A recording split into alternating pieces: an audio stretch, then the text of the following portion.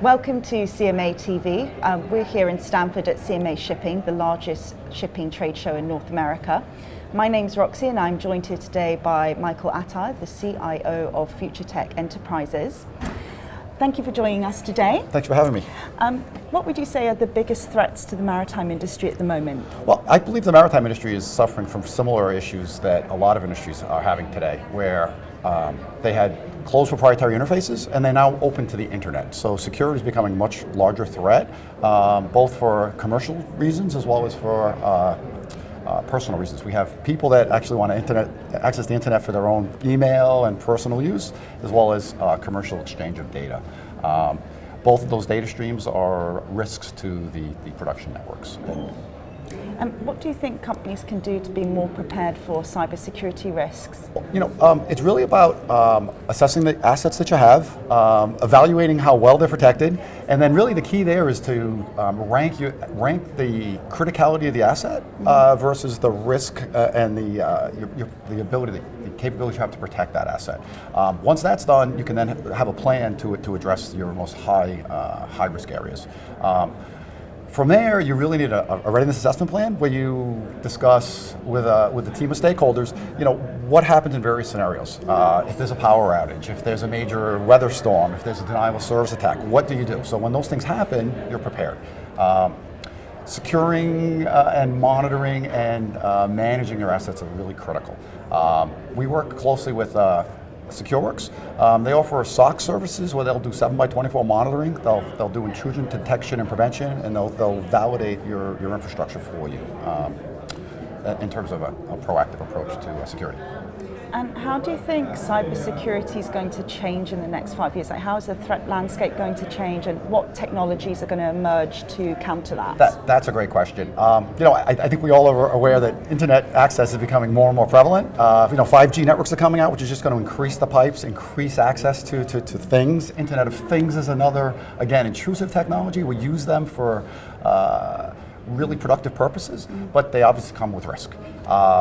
So I believe that you know, applying machine learning and AI will be a really critical step to securing those types of infrastructures.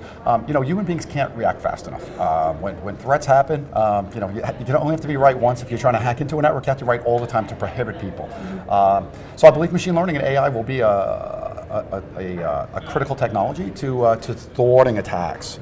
We partnered with a company called Darktrace. They had a really innovative approach where they monitor what your networks look like on a daily basis, what normal activity looks like, and then they flag abnormal issues, which is really a learning process, versus the traditional way of security where you have a list. So antivirus works that way. You have a list of threats, and if you see any of those threats, you send off an alarm.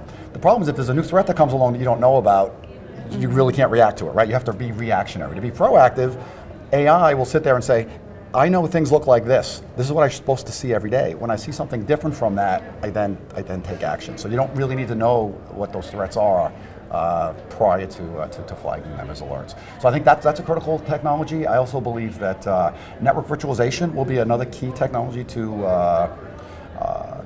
increase segmentation on the network. So right now you have very physical devices. You have usually a web service tier. You have an inside tier where you have employees VPN into, and then you have really a secure tier inside of that. And you have firewalls between each one of those three tiers. Network virtualization will allow you to create additional security devices against workload. So if I have a web tier where I have multiple websites, once you get to that website, you can work east and west and get across various servers. Network virtualization will allow you to protect each one of those workloads uniquely and independently. So you can say only, you know, a person can only access a certain website versus that whole web tier, or an employee can only access a certain production server versus any production server within that production tier. So I think those two technologies will improve security going forward for most enterprises that choose to adopt them. And how does Future Tech Enterprises help in this situation? Do you have any products or expertise you can offer?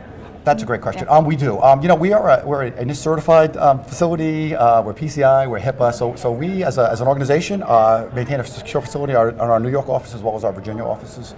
And we partner with SecureWorks to assess and validate Fortune 500 companies' infrastructure. So, we have experience internally ourselves that we can share with our client base, and we leverage, our partner SecureWorks as well as our Fortune 500 companies' CISO departments to validate best practices in security. Okay, thank you. That My sounds pleasure. very interesting. Thank you for watching CMA TV.